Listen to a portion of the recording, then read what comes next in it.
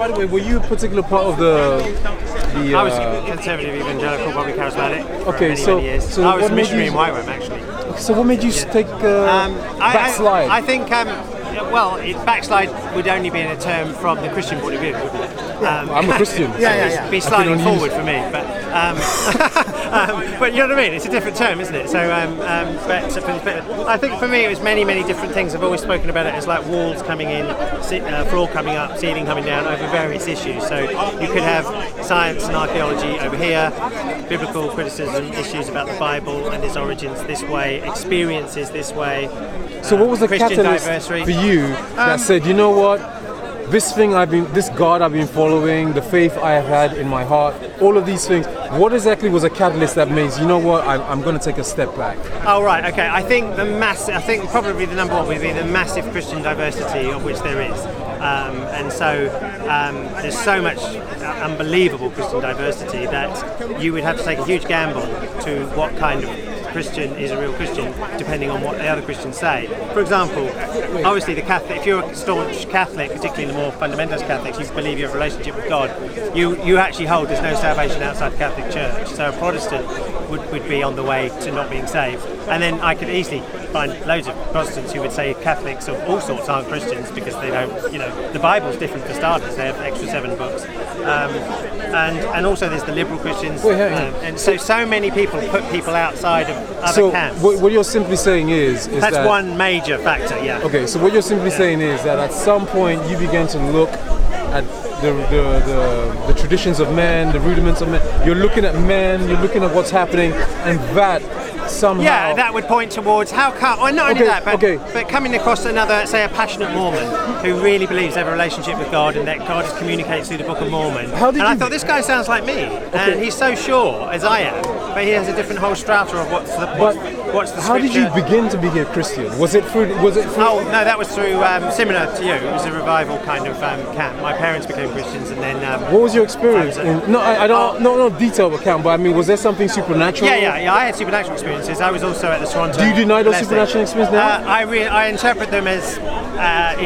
don't interpret them as even when they happened, Christian responses were that they were different anyway. So if you ever know about the Toronto blessing, for example, some people would have said that's of the devil. Yeah, what's happening there is of the devil. No, that's God's working. Okay, so there you've got a split right there. Okay, and I said, I don't know what it is.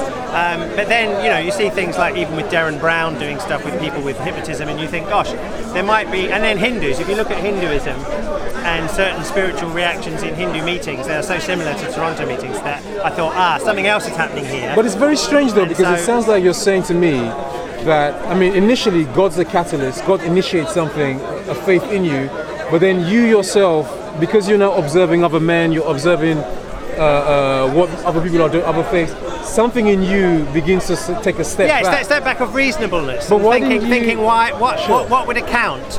What's the best way in your mind to account for these differences? Other than my absolute certainty against their absolute certainty. But you were absolutely certain when you began. Oh yeah, so absolutely. That's what I'm trying to say. Yeah. So there's a particular height where you've come down from in a gradual way. Yeah, because the reality of experience of life does that to a person, because the world is an amazing place. Not to all of us, but I find that the biggest thing is the absolute certainty of a point. Once you get good reason to crack that certainty, you then realise your whole approach about how you could get certain about something changes. And so therefore, it's not good enough anymore to say, I have the truth, that person's deceived, as my dad used to say. Did you ever, when you were a Christian, was there at some point when you stopped praying and stopped reading the Bible before this lapse happened? No, I think I was studying the Bible in theology in college. Right, you were studying it. Yeah. But were you believing what you were reading? Well, as I read more and more and studied more and more, I was believing less and less because of the differences of interpretation. Okay, so when I was in I went to when I did my undergrad, I did Greek and Hebrew. Right. Okay. And I remember 70 of us began in our course. Yeah. By the 3rd year of doing my Greek class, we were down to something like 7 of us who still believed. Because the criticisms and all the critiques that were happening, a lot of them were like, no way. But to those of us who remained and who kept the faith, we were always awed that, wow, how is it that you're going to let the teachings of other men, their critiques, and a lot of them, that's all they are, they're just critiques, how is it that becomes a persuasion in you? Because you could take any stance, like you were talking about your flat earth friend who believes the earth is flat, and you can say nothing to him to challenge that view that he's so certain about. You can say NASA, the points you were making, you could point out the spherical planets, you could point out travelling around the planet and over again. It doesn't work. They know that the world is flat, and therefore it's the same. Once you get that mentality, that's the issue. I was at college with a lot of Nigerian Christians actually who were coming over to do the course with me, and when, for example, it went to say that a number of scholars with lots of arguments believe that Paul wrote only 6 letters of the 13 in the Bible, and I talked to some of these students afterwards, and they said, well, we're just ignoring that, we were told that some of the stuff is liberal here, so they came in with a closed mind, and I think, hang around, stop a minute, let's look at the reasons. Why do people say, they don't make it up and say, we think that's not written by Paul. Wait. But and I know that for every 5 scholars who say yes, you're going to have 5 scholars who say no. Well, not necessarily on those issues. You'll say the ones that say no are always the fundamentalist conservatives. Let me give you an example. The ones that say yes could be conservative or liberal. But you don't get liberals that say they're all written by Paul. And let me give you an example. It's a universal scholarly understanding that there was a person called Jesus, the historical Jesus, that he was born, he was baptized, and he was crucified. Historically, that's challenged, of course, but that is a consensus of all scholars, all historians, all New Testament academians. That fact is universally accepted.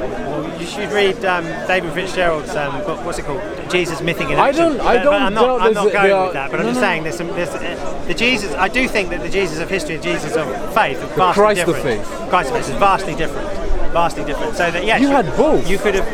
Yet you basically said, I'm going to cast aside the Christ of faith because the evidence, because of the Jesus of history, the argumentation regarding the Jesus of history, that is what simply seemed to kind of stew you off. Only towards the end, I was having so many problems with so many other issues that I finally came to the end and thought, oh, let's stop. Is it possible that Jesus didn't rise from the dead? Then let's start. You know, people sometimes say they start that way. Is it possible Jesus could have risen from the dead? And they go into it. I came to the end point by thinking, wow, so if all of this is problematic and may not be true after all, I wonder if it's possible that Jesus didn't rise from the dead. So I looked into it from that point of view, and that's a very different angle to go, to say, is it possible the faith isn't true?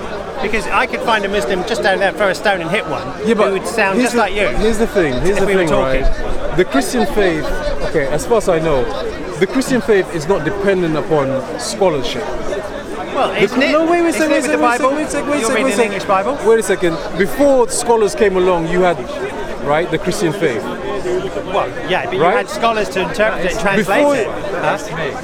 I've had no education. I left school at 15. I've come to it of my own fruition through my awakening back in 2015. Yeah. I set up my own group of 2016 spiritual Christians, because that's when I became a Christian, finding my own belief. I don't take up anybody else's brain, anyone else's philosophy, so I can take it for sure there is a God, there was a Jesus. Right. Just take it from me, but then you've got to find your own way back, So, well, I mean, you would only get you two to talk to say whether you believe, whether you say, for example, just for example, you might disbelieve in evolution and the billions of years of the Earth, or you may do, and you may think I disbelieve in macro evolution. Micro, I'm okay. So there we go. So we could fall. Do you believe in historical Adam and Eve? No, there was no. Right, do you? Yes, I do. There we go. So they're right. I hope you got that. Now that's the kind of thing I mean. So yes, I do. No, wait. Hold on. Hold on. First of all, so I don't, for example. If I go into a college class, my lecturer is going to give me a particular book, and he's going to say, listen, for the next term or 2 terms, we are going to be using this book. Right, for this particular curriculum. Now he's going to use this book to educate me on this particular subject. Right. Now, whether or not I believe in the book is irrelevant. Right. He's going to use this book. Right. All aspects of this book. Now, the Christian faith has a book called the Bible. Right. It's not up to you to pick and choose which is true, which is false. Well, wait. Don't use don't be so objective in one sense. If you're a Catholic, if you're this. If you are a Christian, your obligation in your faith is only basically justified by this book called the Bible. You do not have the option to pick and choose what is true and what is right. You either accept all of it or you deny all of it. If you basically begin to question what is true, what is accurate, what is misaccurate, for one thing, there's no way for you to there's no way to determine what is true and what is false. Some of the truth, some of the things within the Bible, there's no way for you to. You, at best, you can only rely upon what other people say. You will only borrow their ideas, their criticisms, what they say. Isn't that what you're doing?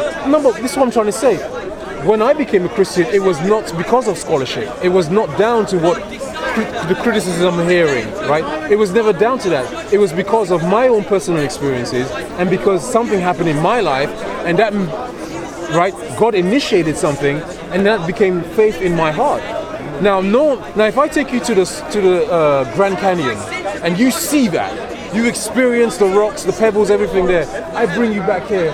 No man in this place can convince you that there's no such thing as the Grand Canyon. Yeah, but I was only here I was here 6 months ago and spoke to a Muslim who sounded just like you, just slightly different words. I'm not sure what you mean by that. In other words, and I've also I listened to an interview with a Mormon on a radio station who sounded just like you, and yet the Book of Mormon and his experience of God and how his family was changed was so powerful to him. I thought, well, I can't deny that, but I've seen this before. Oh yeah, I know, in my own Christian faith, but it's not in Mormonism or Islam. But why would you determine? Why would your faith be determined upon what others are saying? Because you have to evaluate by evidence. No, but wait, your faith didn't begin by evaluation. No, and that's suddenly when you realise it should have. Because if you start by an experience is not very helpful, because people have all kinds of experiences, and you could be wrong about what you think they are. You know, like for example, I know somebody who thinks we have auras around us. How long were you a Christian? About 30 years. But I became a liberal, sort of more thinking evangelical, more progressive evangelical, more liberal, more mainline. And so you gradually kind of like slipped out. I would say so, yeah. But it's, in other words, not only for experience and evidence. But this is what I'm saying. You gradually, the way day becomes night is the way gradually you began to become, and that was due to what other people are saying, not what you yourself, because your initial experience was God. Oh yeah, but you see, right? if something happens to you, like an experience, like a supernatural one that you might conceive as supernatural, you frame that up as Jesus, but then you might say, oh, a Hindu, I've seen him do that. Oh, he says it's the spirit, and I'm thinking, oh my gosh. So like Darren Brown would say, there's an explanation for both those experiences. No. Yes. No, because again, if I basically take you back to the Grand Canyon and you experience this, right? No one can come in here and says, look, there's a Grand Canyon in India.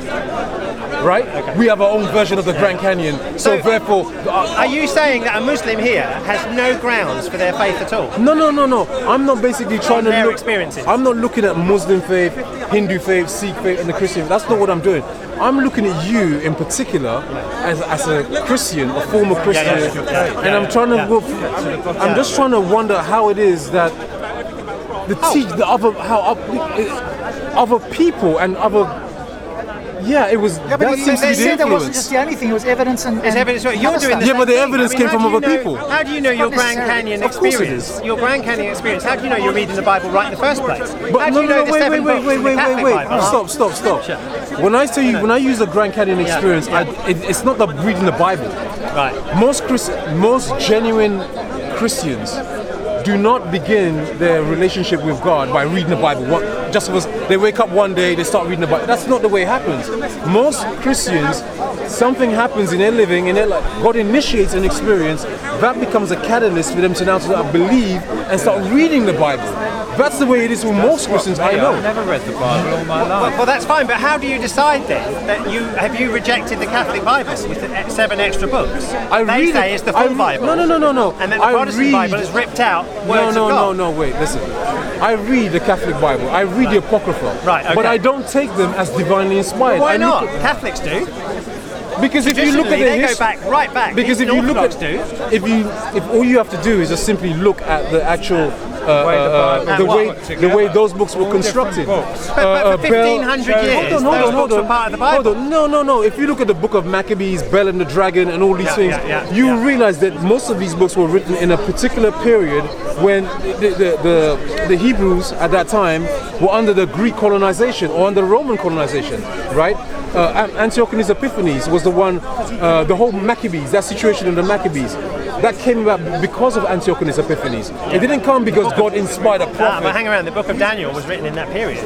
No, it wasn't. The book of Daniel was written about, what, at least 200 years before the Maccabean situation. No, it wasn't. It was written in about 170. Come on. No, that's just the thing, you see. When you come to scholarly evidence, that if you were looking outside your faith at a book with all the evidence of why some of these books that aren't in the Bible were written at a certain date, and you apply the same evidence to the book of Daniel, you come up to that conclusion. It's only because it's like, doesn't fit the theology that you start. That's the book of Daniel was not written any time in the book of the Maccabees.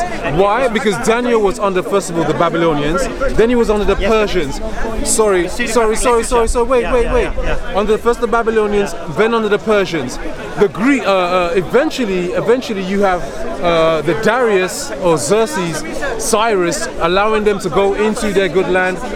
Then, of course, you have the Greeks who come along, who conquer the Persians. But this is approximately 200 years after Daniel. This has nothing to do with it. So, of course, it's after the fiction, it's after the pseudographic structure of pseudographic books. There's stacks of that kind of literature in the second century. All I'm simply saying is, man, is like the fact that you are using extracurricular.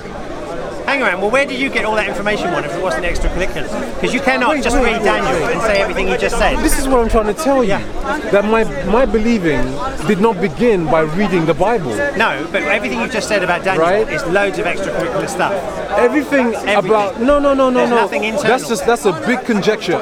In fact, that's got nothing to do with what we're discussing, to be quite frank with you.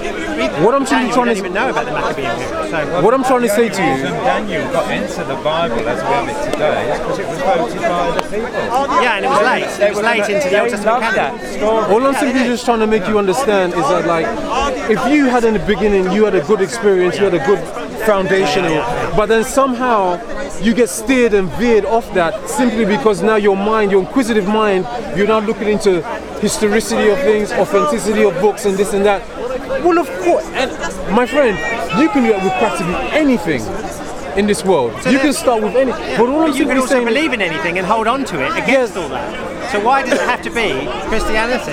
You've just backed up every other worldview that doesn't want to go with evidence. Well, I'm simply saying, doing the same thing about the Quran. When you start to criticise it historically, it's funny how you are using other people to justify your unbelief now. Because I find that strange. If the world was just two people and one was Christian and one was atheist, you might have a point. But because it's a fractured world of multiple beliefs, no. You are using other people and you're using other faiths and you're using other books, because there's a striking and you're using that to justify your unbelief. And I'm simply saying to you, if I basically unbelieve, if I choose to not believe in something, it's not going to be because of what others say and do. No, it doesn't make sense. So two people. It will come down to basically me, not necessarily rationalizing, but it comes down to the core text itself. Not right, my own experiences, not what others say, because other people. Listen, my friend. Yeah, but you are saying something right now with words. If in 20 or 30 years' time, right, if all these people here become Christians, you might say, oh, you know what, let me go back to being a Christian. Because now all of a sudden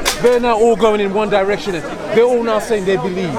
So now you are part of the crowd. You're like when the wind blows which day, you go this way.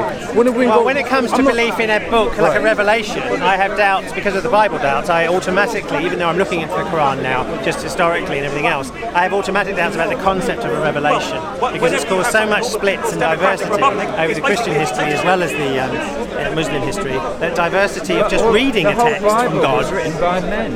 Yeah, exactly. Women didn't even have a say there. We don't. So it's written by men. Question for you. Well, he would say it's written by God. Well, first of all, I agree with you. The Bible is written by men. But at the same time, the Bible testifies that all these men were inspired by God. It's not like they basically picked up some scrolls and papyri and they began to just write down things which are kind of nebulous, things which are too far-fetched. No, they give you a background, they give you a kind of premise as to why they're writing, who is the actual author of these books. So what about all the books outside the Bible that also were written by Christian people that weren't getting the Bible in the end? They were Christian people who thought that they were writing truth. Well, give me the name of some. Well, okay, say the Book of Enoch or Letter of Barnabas, that was in the early canon. Well, first of all, if you read both of them were meant to be in Scripture by Well, Irenaeus. Enoch is not. I mean, you got Sinaiticus, you got Vatinicus, you got Alexandrius, and you got Sephri Recepticus. So out of these four, Enoch is not in two of them. Yes, he's only in one of them. but- And the oldest translations of those Greek manuscripts, right? Yes, but in the early church there were different books that, like Letter of Barnabas was quoted as Scripture by some of the early fathers. What's the difference between the letter of Barnabas and the epistle of Barnabas? No, I was referring to the Epistle of Barnabas. The one that Irenaeus quoted it as Scripture, and other people quoted Scripture. Others quoted even Enoch. Was it Justin Martyr? I think Justin Martyr. No, Tertullian. He thought that the Book of Enoch, because Jude is quoting the Book of Enoch, was actually. Well, Jude mentions Enoch. He doesn't quote from the Book of Enoch. Well, it is a quote. No, he mentions. Again, biblical scholars No. argue it's a quote, just to mention it. He mentions the name, just like Jesus mentioned a particular name. No. But that doesn't mean that they took from the book. No, the Greek. Now we see that's just special pleading because the Greek is actually lifted. Sorry, go on. Stop believing in Christianity because of books. Do you feel that No. testimony Experience or experience is a reliable method of gaining I knowledge? haven't read any book. Right. Okay. Do I believe testimony and Testimony experience or are experience valid? is a valid methodology of getting to knowledge. For an individual No, I understand that. or for a corporate entity? No, If you read somebody, because what you seem to be saying when you're speaking to Andrew is that you didn't come to believe in Christianity because of you read the book and you had arguments. Right. You presumably had an experience or you felt or whatever. Is that, briefly, what happened? Just so that I understand.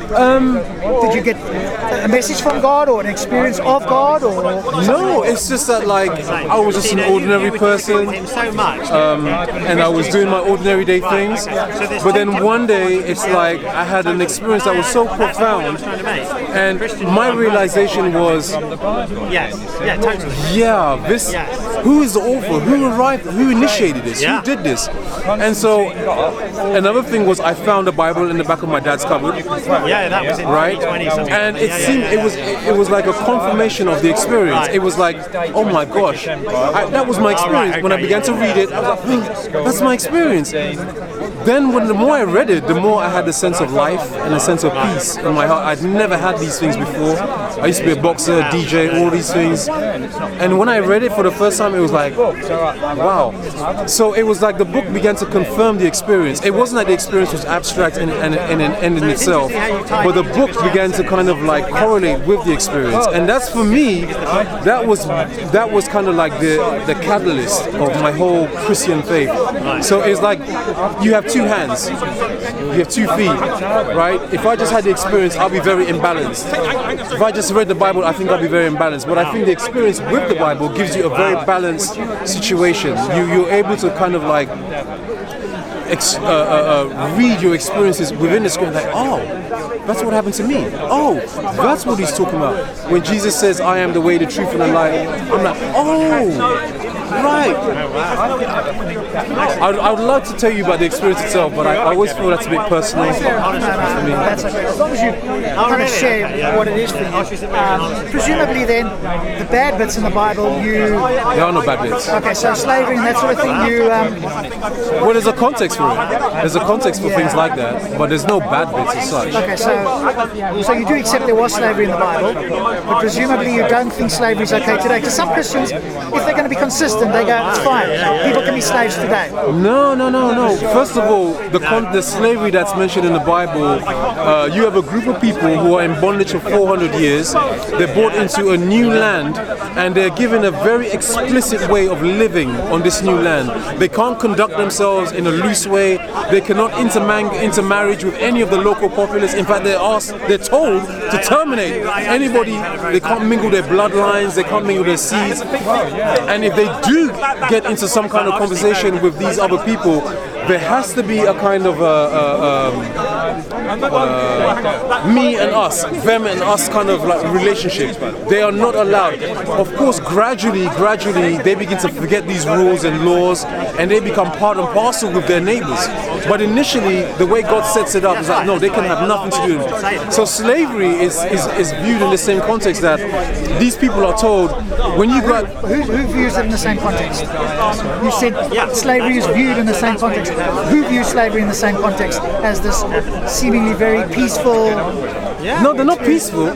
No, but you said these people went to this particular land. Right, they're brought into this good land by this God, right? But how's that analogous with slavery? Okay, so when they're brought into this good land, they're told to wipe out certain tribes. Certain tribes, though, they keep as in bondage, in a kind of slavery. And this kind of slavery, this is justified not by God, because He's told them to wipe them out, but they justify it by saying, okay, these people, instead of killing them, we will make them to be woodcutters, drawers of water for us. However, this God tells them that, listen, you've done this. Every 7 years or every 50 years, you have to release them. This is a command.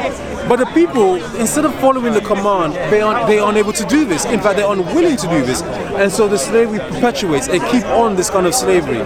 But when you read the scripture itself, it makes it very, very clear that the way God set it up, people were never to be kept in some kind of perpetual slavery, that there was a release time every 7 years or every 50 years. It's called a year of Jubilee.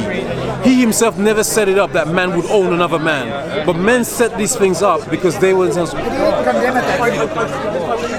God didn't condemn it, did He? Well, in a sense of... Yeah, He did actually. There are a few... Yes, He does in the Old Testament, in the book of Leviticus. In the Bible where God specifically says to the Israelites or to mankind, I forbid slavery, and from this moment on you are never to own another human being as property. Well, in that context, they are told that they should not be... I don't have my Bible on me. But they are told a number of times that they are not allowed to own... people are not property. They're not chattel to be owned. However, if the situation is that you have... If I capture that guy over there in a war, and he now chooses to be my bond slave, then there's a regulation I have to carry out, which is I need to bore his ear, I need to make him part and parcel of my family. I cannot treat him in a negative way. In fact, I have to treat him as part of my family. The use of the word slavery today in the 21st century is fundamentally different than the way they use it. But I would still say that they were wrong in the fact that they would own people. But the God that they served told them specifically, look, I do not condone this. I do not condone this. Show me where it says that. Okay. No. Well, maybe next time if you don't have it with you. Sure. Because I'm not aware of anywhere in the Bible where God condemns slavery. Sure. That's my main. Sure. But there is, I mean, all men are made in His image. Whether or not, okay, I'll give you a little kind of context of these people who, when God is leading these people in, He's telling them, listen, the people of the land, they have committed abomination against me. So why doesn't He wipe them out Himself? Because the way God first, the Bible makes it very clear that God is long-suffering, He's slow to anger. These people who've been doing these things, they have reached a particular climax, a high peak, where they are unable to repent now. Yeah. Right? And so now this judgment comes in, but the judgment doesn't come in by God judging them, or He does it by these people. But He tells them from the very beginning, before their journey initiates, you will be brought into a land, and when you go there, you will carry out a particular judgment over and over again on the inhabitants of the land, the Hittites. Why? Because the abominations that they are committing, burning children, and all kinds of immorality, and worse still, there is a supernatural aspect of the Bible, and a lot of time most people don't like this. So one of the things that these people had, one of the things that they were dealing with, was that they were indulging themselves with sorceries, and the kind of sorceries where, because he would go back to the Bible. You're an atheist, so I don't know how you're going to take this, but there was a particular aspect. They were. They angered God. No. And yes, they did anger God, but the means to do that was that they were wouldn't make me want to think. They were participating in things that they should not have been doing with beings that they should not have been doing with. These beings they now identified as gods. And so the God of the Bible kept on saying, look, I am not these gods. I will give you my particular name. I will carry out particular works. I will do particular things to identify myself as to distinct myself from these creatures who these Hittites, Amalekites, Anakims, who they call gods, but these creatures are not gods. How does that relate to the slavery though? Because so in the sense that like slavery now, which was being perpetuated by these people. You mean the Israelites? No, by the Hittites. The Hittites, and all these other, the Amalekites, all of these different tribes. And God is saying, do not enter into any covenant with them, because the moment you do this, you are going to pick up their habits. And that's exactly what happened. The moment they begin to interact, intermarry, exchange things, they begin to pick up these kinds of like habits that the nations have. Slavery being one of them. What I'd love to do next time you're here, because I guess you're here every so often, get the Bible, and I'd love to see a clear verse. For me, a clear verse is God says, I condemn and forbid slavery from this moment on forevermore. You may never own another human being, or words very similar to that. You could have had lots of. Say again? Yeah, you could have had verses now. Yeah. Even in the New Testament, slaves. Actually, we want to. What this gentleman's typically doing is what Christians do with the apologetics of slavery, for example. So it's just that time and responded indemnity. It only applied to certain people. They could let them go. This is what. But there's no condemnation of slavery outright. That's my point. And not only that, there's a what if there were slaves is radically different. What if there were? Then we could say that they should never. Would be that slavery. alter your concept regarding who God is? Not necessarily who God is, but that particular point in the Bible. Yeah. Okay, because what I'm trying to say, I just want to make you just understand that God is not the one who basically carried out the slavery. It was it was the people. But he allowed it. Wait a second. This is what I'm trying to say to you. The people that he liberated, they carried out particular acts that he did not condone. They carried out particular actions. They did particular things that he said, right? That he never said, oh, very good. That he did. You're absolutely wrong at every single point. Absolutely wrong. He commanded the Israelite soldiers to go in and kill men, women, and children. We've discussed that. Okay. But that's not slavery. No, and he also said, if you have slaves, you can treat the non-Israelite ones like this, and the Israelite ones like this. He said, if you have two wives, if you have two wives, I discussed that with him. Yeah, already. that's God. I discussed that with him. Yeah, so you just told. But what you're saying is not what he asked. Because I already told him. God did command those killings. No. I just told. Right. Okay. Right. Okay. We're having a number of discussions here, and I think what's happened is that we're trying to converge all of these things. And all I'm simply saying to you is that the God of the Bible does not condone slavery.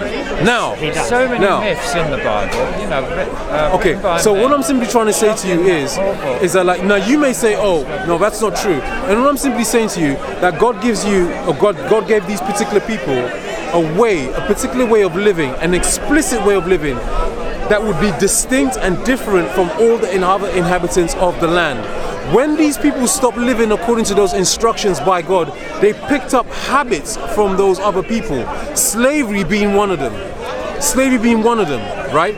So, for instance, if they went to war, the instruction was wipe them out. If, however, they did not wipe them out, they would eventually take these people as slaves. But then an ordinance was given. If you do take them as slaves, you basically have to treat them in a way of family relationships. And like I said, every 7 to 50 years, the year of the Jubilee, you would release them. If they, however, said that they did not want to be released, okay, no problem. You kept them on. They would be in servitude to you. But all I'm simply saying is this. It's not that. It's not that simple. There's ones where then God said that if you leave after 7 years, we're going to keep your wife and children. Yes, correct. Yeah, and so there's things like that going on. Well, do you have any evidence for this? In the Bible. Okay, show me where though. Well, I need to look up that verse.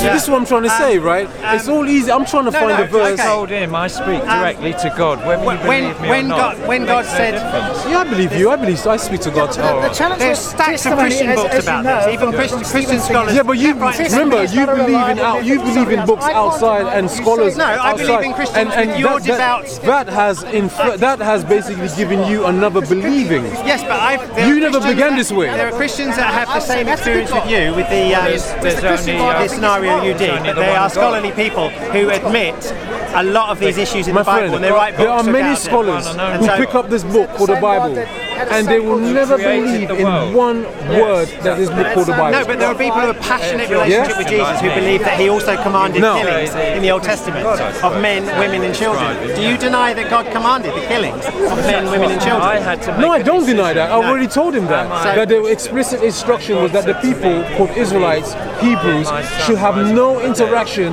with people on this land. Amalekites, Hittites, the Zamzummim. And the reason why, because God gives this instruction many times over. These people have committed abomination against me. And he would outline this abomination. From the moment they came out of Egypt, God keeps on saying, the reason why you come out is because you carry out a particular judgment on the people of the land.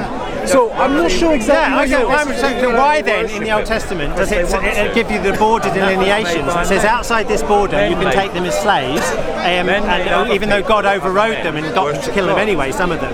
But inside the border you're to kill everybody, men, women and children, and not let anyone leave inside the borders of Israel. But the outside people, like further away. Where did you get that from? Well, where? It's in the Bible. Which part? No, I'd have to look. I've got about 8 books at home, and I've got the Bible Numbers, to go through. Leviticus, Certainly, Deuteronomy, yeah. where? Loads of them. What, Deuteronomy, for example. What does Deuteronomy mean? Joshua 11. Joshua 11. Yes, that's Joshua, not Deuteronomy. No, I'm just making a point. Joshua 11. If you want specifics, Joshua 11. Yeah. I've been reading Joshua. He says to them, he says that if they come out and offer peace, then you are to accept the peace and take them as slaves. But God hardened their hearts, and He got them to kill them all, just as the Lord wanted to. I'll go there right now. Okay, but no way.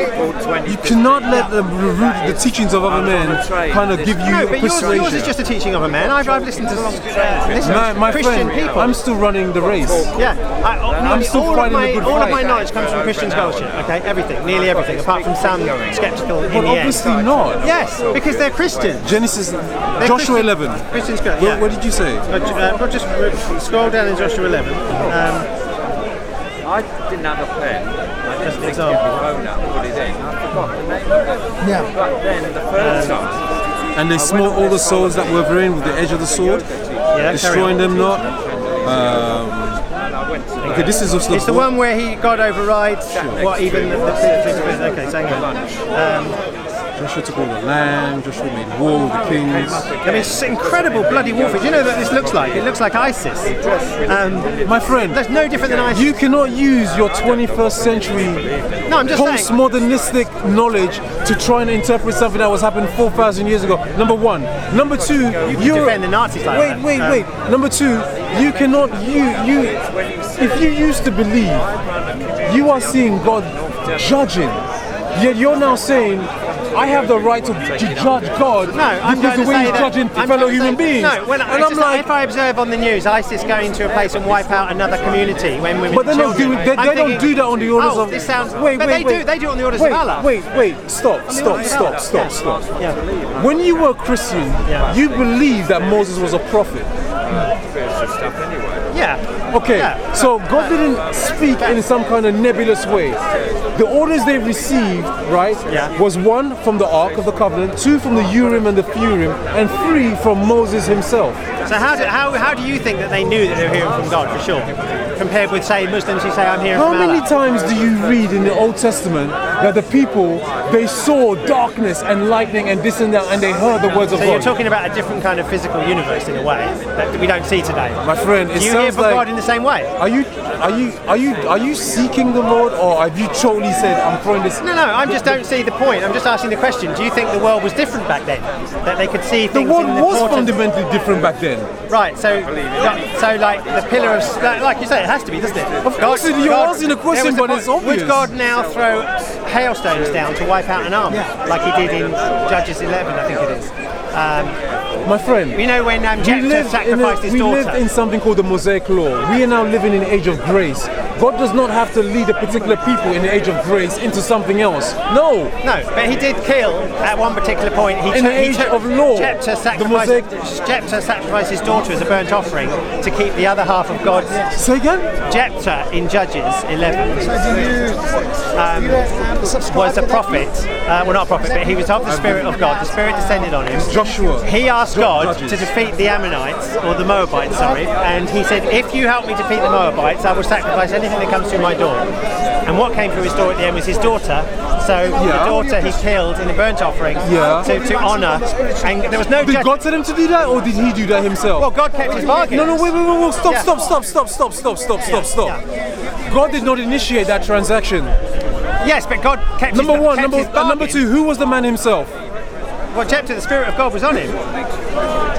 Yeah? You know what? It sounds to me that you could be a flat earther and just make the same kind of things. And it sounds to me that you bet- basically have gone so far now that you are now believing, your believing is now in what other men say. No, the Christians, What I've got a lot of talking Christian about? friends, and the Christians I What book are you respect, talking about? who say, do you know, I have a real hard problem with this, and I totally But that agree. doesn't make it true though for No, other Christians. but you don't seem to be the sort of Christians that admit problems. No. and issues. That's because I'd like to hear from you what you actually personally struggle with God's actions.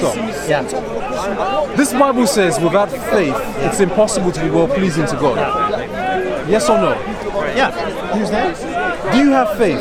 No. Okay, so then you cannot be well. This is what I'm trying to say. You are now looking at everything from the eyes of unbelief.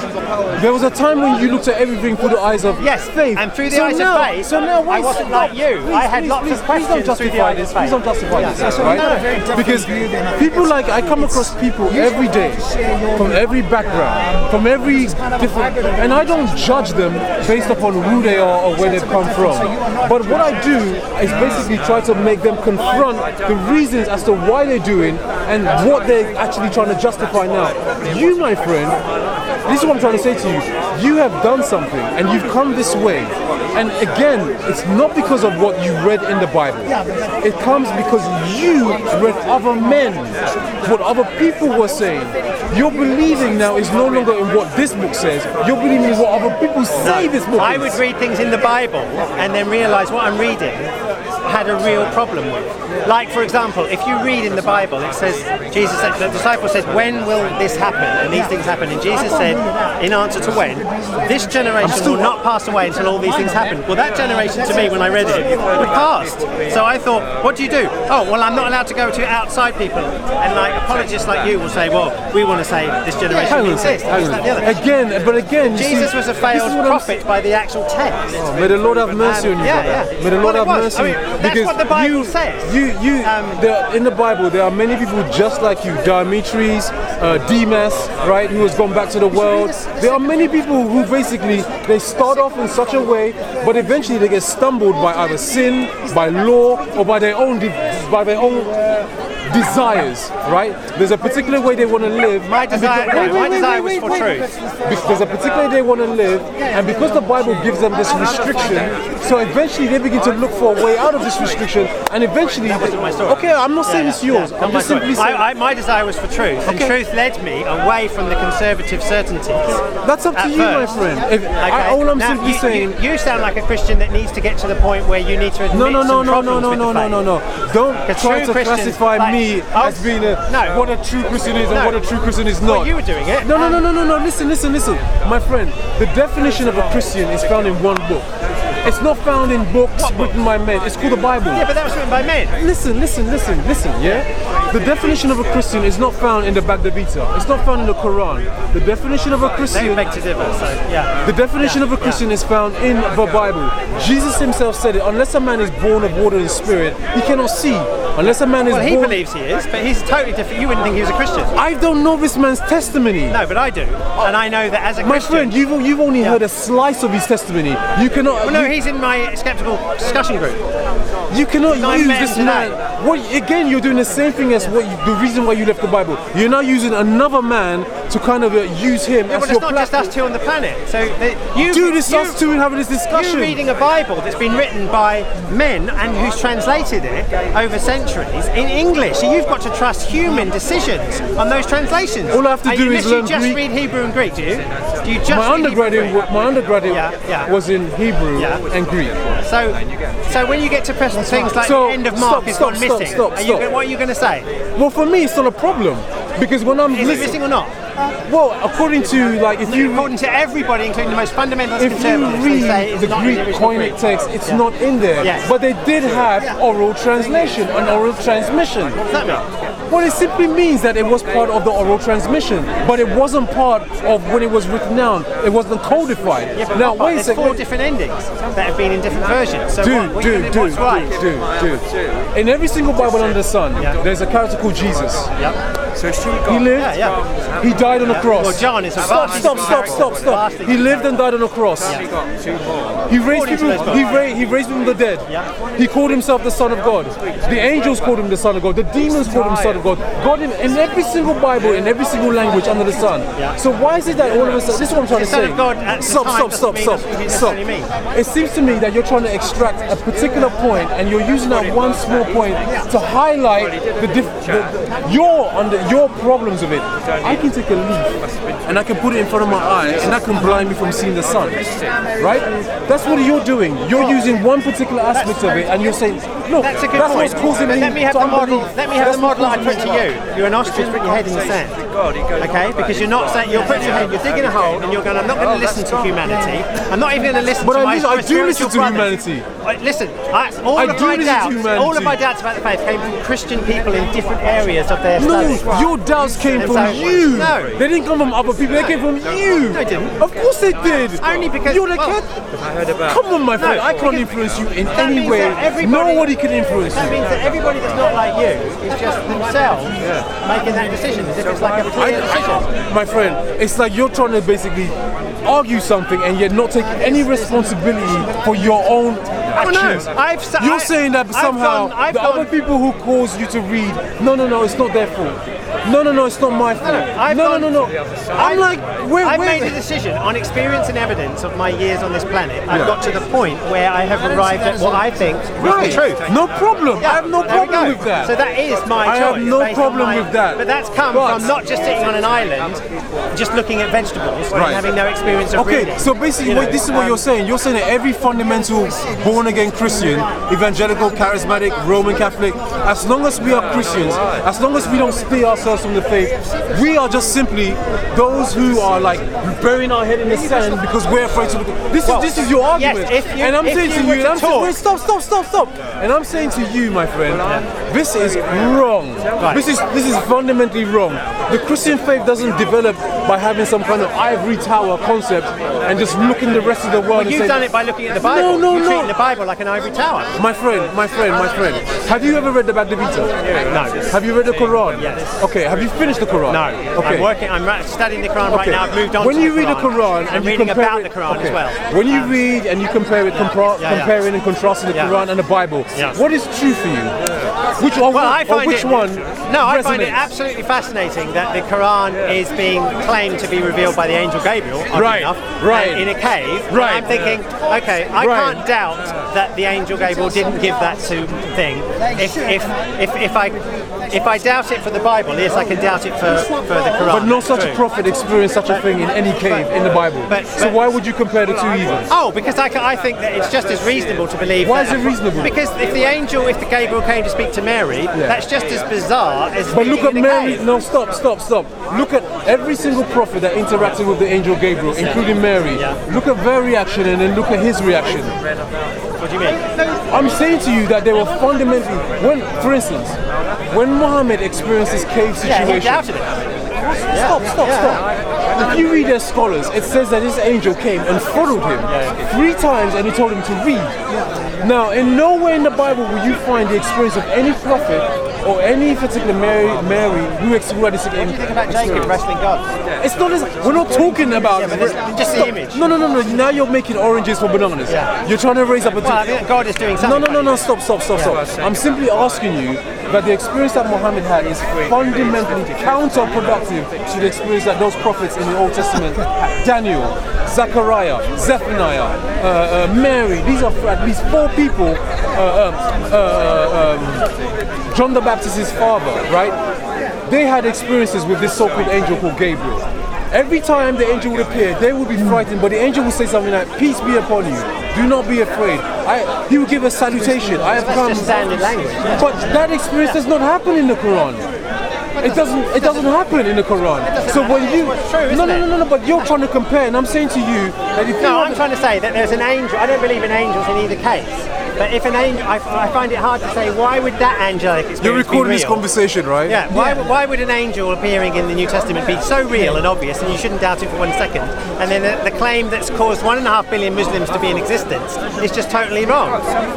You're making fools out of these people. They're all delusional. All I'm simply, well, to me, when I look at this particular aspect of the faith, the historical blunders, the fact that I see exactly the same with the Bible. Well, that's up to you. Listen. Yeah. You read the Bible. Did you ever read about a person called Halem? In the Bible? Yeah. What, Haman? Oh, great. I recall that now. You're not talking about Haman and no, that's not the donkey. Not the donkey, the ass and the angel. And That's Balaam. That's Balaam, yeah. Haman is in the book of Esther. Yes. Right? Yes. He's the one who, do you remember who he was? Esther had an uncle called Mordecai. Yeah. And Haman was the one who designed the death of all the Jews. In the Quran, this character is now in Egypt with the pharaohs. Number 1, in the Quran, Noah has 4 sons. One of them dies in a flood. In the Quran, you have what? Mary, the mother of Jesus, her father is Aaron. Yeah, but in the Bible. No, wait. You read the Bible, and you read in the Bible that when you were reading it, you were seeing that Mary's father is not Aaron. Haman did not enter into Egypt, right? You're reading these stories, there's a historicity to them. But so all of a sudden you now read the Quran and it just throws everything out, uses the names, uses places, designates particular geographics, and uses that in some kind of muddled way and presents it to these people. Can I just take everything you just said and say, now you understand what it's like when I read the Bible, just like you described that. I can't talk to you. Yeah. Because you're not even understanding what you're talking about. I'm just saying, you were just exemplifying an incredible frustration with the Quran, its geography and its history. And I say, now imagine that. Imagine someone genuinely... imagining, my friend. No. Listen. Conceive of a person who would look at the Bible in the same way? Listen to what I'm trying to say. Listen to what I'm trying to say, yeah? You have a people called the Jews. Yeah. They have a particular, the Torah. Yeah? The first 5 books are written by a man called Moses. Well, I don't believe that. Okay, regardless of your believing or your unbelieving. The historicity of that is in question. Right? That's in question. Here's what I'm trying to say to you. But then, 3,500 years later, right?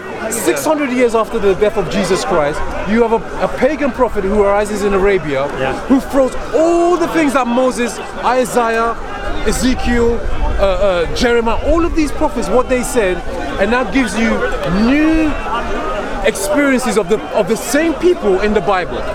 They're now taking us the places of the Bible, the people of the Bible, but now giving you new contexts. So then you have to ask yourself, well, wait a second, how can one God give the same message but now changing everything around? Well, that happens when you just look at any other Christian view. Have you ever heard of an open theist? I'm done. Yeah.